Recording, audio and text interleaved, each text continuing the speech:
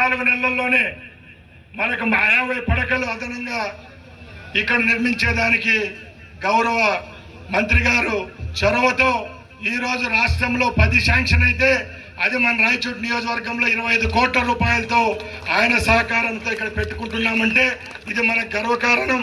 మీ అందరి తరపున నా తరపున సభాముఖంగా ఆయనకు ధన్యవాదాలు తెలియజేసుకుంటున్నా.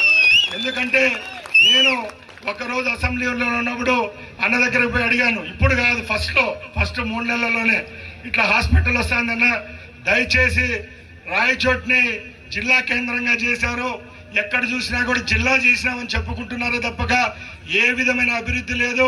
కలెక్టర్ ఆఫీస్ చూస్తే ప్రైవేట్ దాంట్లో ఉంటుంది, కలెక్టర్ బంగ్లా ప్రైవేట్ ఇంట్లో ఉంది, ఎస్పీ ఇల్లు ప్రైవేట్ ఆఫీసులో ఉంది, ఆర్డీఓ ఆఫీసు బాడిక్కు తీసుకున్నాం. ఏ విధమైన శాశ్వత భవనం లేదు, మాకు ఏ విధమైన అభివృద్ధి లేదు.